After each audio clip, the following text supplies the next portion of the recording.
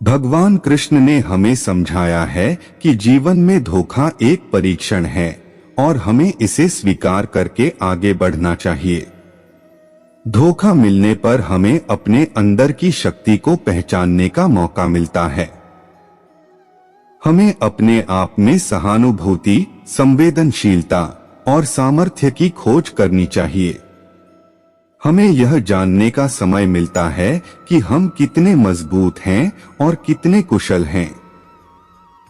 धोखा मिलने पर हमें अपने स्वयं के विकास के लिए मौका मिलता है।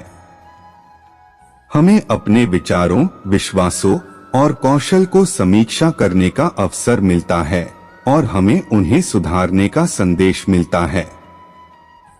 धोखा हमें नए और बेहतर तरीकों का पता लगाने का प्रेरणा देता है, जो हमें अपने जीवन में आगे बढ़ने में सहायक होते हैं। श्री कृष्ण कहते हैं, धोखा मिलने पर हमें निराश नहीं होना चाहिए, बल्कि हमें इसे एक सीखने और बढ़ने का मौका मानना चाहिए। भगवान कृष्ण के उपदेशों का अनुसरण करते हुए हमें संघर्ष की प्रेरणा मिलती है, साथ ही हम अपने आत्मविश्वास को बनाए रखते हैं। धोखा मिलने पर हमें न उदास होने की जगह बल्कि उसे एक अवसर मानना चाहिए, जो हमें आगे बढ़ने की दिशा में मजबूत बनाता है। हमें धोखा मिलने पर उसके पीछे छिपी सीख और संदेश को भी समझने का प्रयास करना चाहिए। यह हमें अपने जीवन के अगले मार्ग की दिशा में मदद करता है। भगवान कृष्ण के उपदेशों में हमें यह सीख मिलती है कि हमें स्वयं को आत्मसमर्पण में ले लेना चाहिए। हमें अपनी इच्छाओं और अपेक्षाओं से मुक्त होकर भगवान के आदेशों का पालन करना चाहिए। जब हम भगवान की इच्छा के अनुसार कार्य करते हैं, तो हमें किसी भी परिस्थिति में धोखा मिलने पर भी आत्मसंतुष्टि मिलती है। धोखा मिलने पर हमें अपने आप को निराश नहीं करना चाहिए, बल्कि हमें इस संघर्ष को एक नई शुरुआत के रूप में देखना चाहिए। हमें अपनी गलतियों से सीखकर आगे बढ़ना चाहिए और अपने लक्ष्य की दिशा में प्रगति करना चाहिए। धोखा मिलने पर हमें सतत प्रयास करना और अपने सपनों की प्राप्ति के लिए काम करना चाहिए। समाप्ति के रूप में हमें यह याद रखना चाहिए कि धोखा हमें बुरी तरह से नहीं प्रभावित करता है, बल्कि यह हमें मजबूत और सचेत बनाता है। इससे हमें अपनी गलतियों को समझने और सुधारने का मौका मिलता है और हम अपने लक्ष्य की ओर और संघर्ष करने के लिए प्रेरित होते हैं।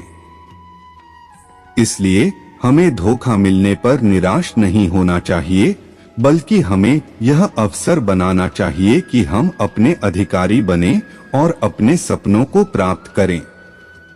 कभी कभी हमारे जीवन में धोखा मिलना एक बड़ी चुनौती हो सकती है, लेकिन हमें ध्यान में रखना चाहिए कि धोखा हमारे पथ का हिस्सा है, न कि हमारे जीवन का अंत।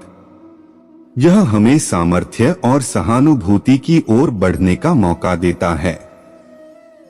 भगवान कृष्ण ने भगवद गीता में कहा है, कर्म की फल की आशा मत करो, क्योंकि फल तुम्हारे अधिकार में नहीं है। इस उपदेश के अनुसार हमें केवल कर्म करने का उत्साह और आत्मनिर्भरता रखनी चाहिए, परिणाम की चिंता नहीं। हमें धोखा के समय भी सत्य का पालन करना चाहिए। हमें खुद को बराबरी और ईमानदारी में बनाए रखना चाहिए, चाहे हालात जैसे भी हों। धोखा देने वाले के प्रति हमें घातक भावनाओं का सामना नहीं करना चाहिए। हमें क्षमा, दया और समझदारी के साथ उन्हें समझना चाहिए। आखिरकार हमें याद रखना चाहिए कि हमारे जीवन में धोखा का अनुभव हमें मजबूत और सहानुभूति का अवसर देता है। यह हमें अपने आत्मविकास के लिए एक महत्वपूर्ण सीख देता है और हमें और भी प्रेरित करता है कि हम अपने लक्ष्यों की दिशा में आगे बढ़े। भगवान कृष्ण के उपदेशों को ध्यान में रखते हुए हमें अपने कर्मों में समर्पित रहना और परिणामों का नियंत्रण खोने की क्षमता बनाए रखना चाहिए। समाप्ति में हमें धोखा के समय भी संघर्ष को स्वागत करना चाहिए, क्योंकि यह हमें अपनी आत्मा की गहराई में जाने और हमारे जीवन के अद्वितीय महत्व को समझने का मौका देता है। इसलिए हमें हमेशा प्रेरणादायक और साहसी रहना चाहिए, भगवान कृष्ण के उपदेशों का पालन करते हुए। धोखा देने वाले के प्रति हमें नकारात्मकता या ईर्ष्या नहीं बनानी चाहिए, बल्कि हमें उन्हें क्षमा करके आगे बढ़ना चाहिए। यह हमें सच्चे आत्मानुभव का मौका देता है और हमें अधिक उदार और सहानुभूति बनाता है। भगवान कृष्ण ने स्वयं अपने जीवन में धोखा सहा और उनके उपदेशों में हमें धोखा के समय भी उदार और धीरज बनाए रखने का संदेश दिया है। अखंड विश्वास के साथ हमें सच्चे मार्ग पर चलना चाहिए। हमें धोखा मिलने पर भी निरंतरता और आत्मविश्वास बनाए रखना चाहिए। यदि हम अपने लक्ष्य के प्रति प्रतिबद्ध रहें तो किसी भी परिस्थिति में हमें सफलता अवश्य मिलेगी। धोखा देने वाले को हमें शिक्षा या दंड नहीं देना चाहिए, बल्कि हमें उनको समझने और स्नेह से प्रतिक्रिया देना चाहिए। धोखा मिलने पर हमें अपने आत्मविश्वास को हानि नहीं पहुंचने देना चाहिए, बल्कि हमें उसके माध्यम से अपने मन की शक्ति और साहस को बढ़ाना चाहिए। इसलिए मेरे प्रिय दोस्तों, हमें धोखा के समय में भी आत्मनिर्भर और स्थिर रहना चाहिए।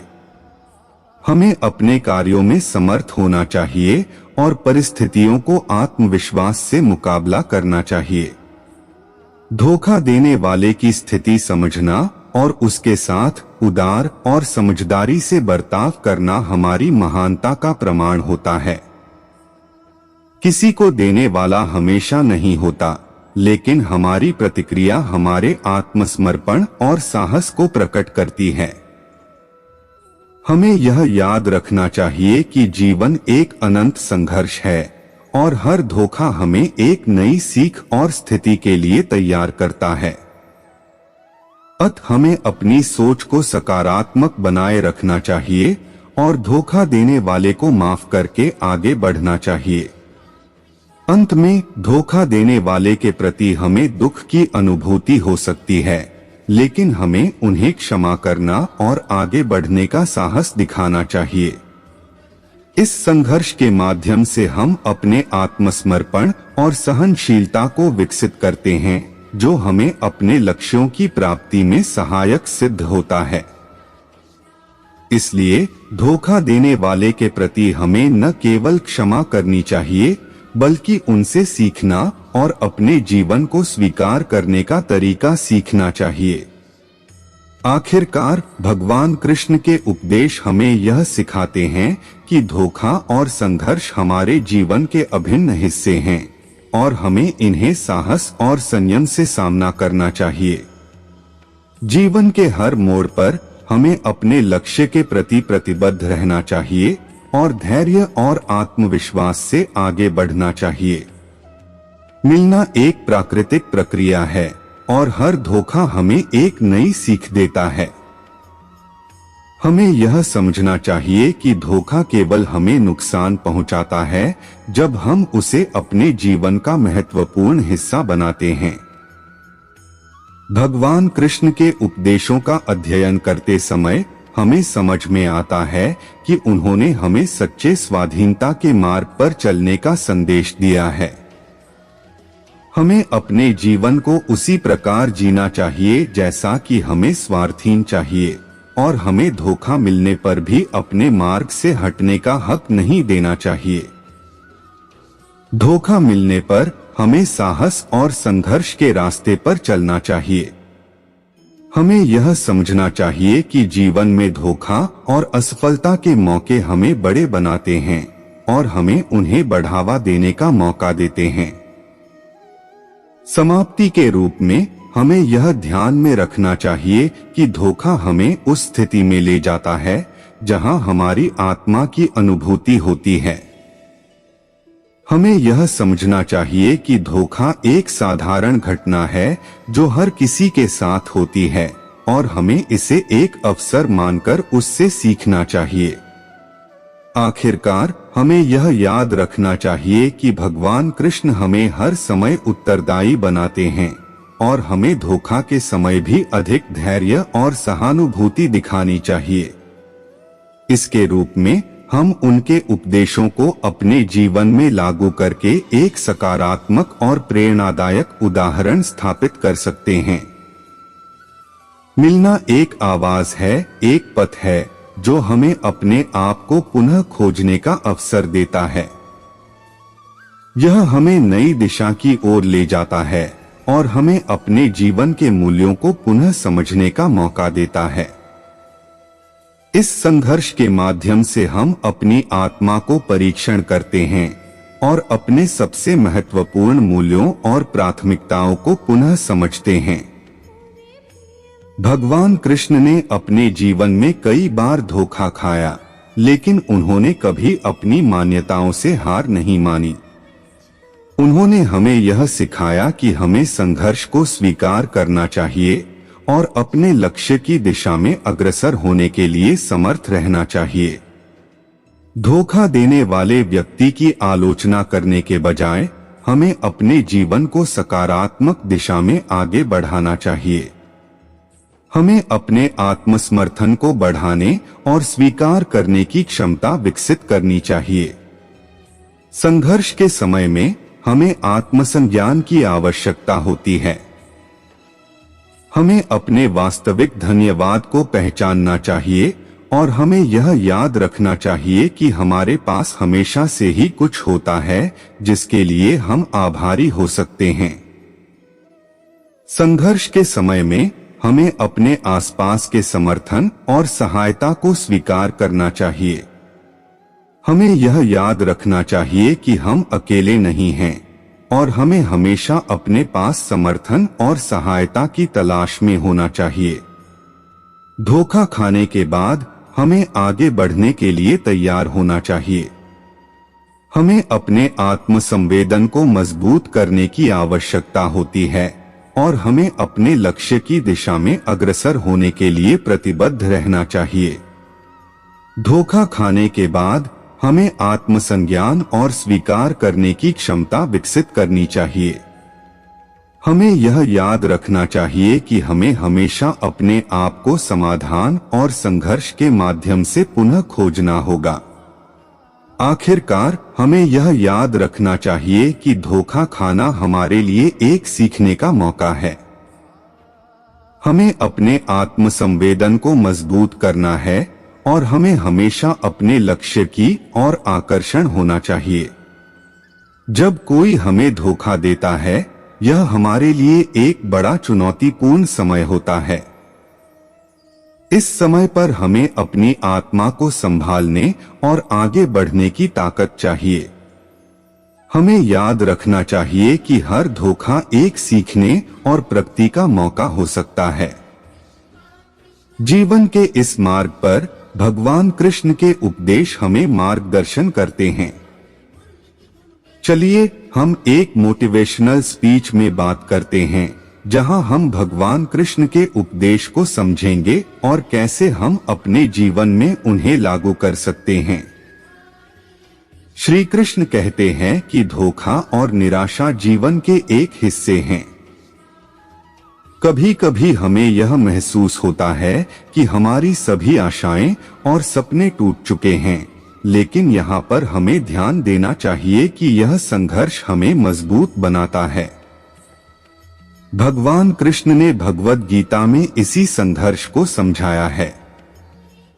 भगवान कृष्ण के उपदेशों में हमें धोखा के समय भी संयम और साहस बनाए रखने का संदेश मिलता है। उन्होंने कहा कि हमें अपने कर्मों में लगे रहना चाहिए, परिणाम की चिंता न करें और सतत प्रयास करते रहें। धोखा मिलने पर भी हमें अपने कर्मों में अटल रहना चाहिए। हमें यह याद रखना चाहिए कि अच्छे कर्मों का परिणाम हमेशा मिलता है, चाहे वह हमें तुरंत मिले या थोड़ा वक्त लगे। धोखा देने वाले के प्रति हमें क्रोध या बदला नहीं लेना चाहिए, बल्कि हमें उन्हें क्षमा करके आगे बढ़ना चाहिए। यह हमें सच्चे आत्मानुभव का मौका देता है और हमें अधिक उदार और सहानुभूति बनाता है। भगवान कृष्ण ने स्वयं अपने जीवन में धोखा सहा और उनके उपदेशों में हमें धोखा के समय भी उदार और धीरज बनाए रखने का संदेश दिया है। अखंड विश्वास के साथ हमें सच्चे मार्ग पर चलना चाहिए। हमें धोखा मिलने पर भी निरंतरता और आत्मविश्वास बनाए रखना चाहिए। यदि हम अपने लक्ष्य के प्रति प्रतिबद्ध रहें तो किसी भी परिस्थिति में हमें सफलता अवश्य मिलेगी। जब कोई अपना धोखा देता है तो यह असहायता और दुख का समय होता है, लेकिन हमें याद रखना चाहिए कि इसके बावजूद भी हमें अपने आत्मसमर्थन और उच्च मानसिकता को बनाए रखना चाहिए। इस विशेष परिस्थिति में भगवान कृष्ण के उपदेश हमें मार्गदर्शन प्रदान करते हैं। भगवान कृष्ण के जीवन से हमें यह सीख मिलती है कि धोखे के समय में भी हमें संजीवनी की तरह समर्थ होना चाहिए। उनके जीवन के उदाहरण से हमें यह शिक्षा मिलती है कि हमें न केवल अपने दुख को सामने लाना चाहिए, बल्कि उस दुख का सामना करने के बाद भी हमें अपने मार्ग पर बने रहना चाहिए। कृष्ण भगवान की शिक्षाओं में एक अद्भुत उपदेश है, कर्म करो, फल की इच्छा मत करो। यह बात हमें याद दिलाती है कि हमें धोखा मिलने पर भी कार्य करना और उसके परिणाम को ध्यान में रखना चाहिए, बिना भय के। धोखा मिलने पर भी हमें सकारात्मकता से और साहस से आगे बढ़ना चाहिए। कृष्ण भगवान ने हमें यह भी सिखाया है कि हमें अपने कर्तव्य का पालन करना चाहिए, चाहे हमें फल मिले या न मिले। उन्होंने युद्ध के समय अपने कर्तव्य का पालन किया और उसे पूरा किया, भले ही वह धोखा का सामना कर रहे थे। धोखा मिलने पर हमें अपने आप को खोजने और अपने दुख को सामने लाने का साहस दिखाना चाहिए। हमें यह याद रखना चाहिए कि भगवान हमेशा हमारे साथ हैं और हमें हमेशा सहारा देंगे। वह हमें उस समस्या से निकालने के लिए सामर्थ्य प्रदान करेंगे और हमें नई ऊंचाइयों की ओर ले जाएंगे। इसलिए मेरे प्यारे दोस्तों, धोखा मिलने पर हमें अपने आप को निराश नहीं होने देना चाहिए। हमें अपने आप को मजबूत और साहसी बनाए रखना चाहिए और भगवान के मार्ग पर चलते रहना चाहिए। मेरे प्यारे मित्रों, हम आशा करते हैं कि हमारी यह वीडियो आप सभी को अवश्य पसंद आई होगी। हमारे YouTube चैनल को सब्सक्राइब अवश्य कर ले और हमसे जुड़े रहे। हमारी इस वीडियो को अपने परिवार और दोस्तों को शेयर करें। इस ज्ञान को और बांटे, क्योंकि ज्ञान बांटने से ही बढ़ता है। प्रेम से बोलो राधे राधे।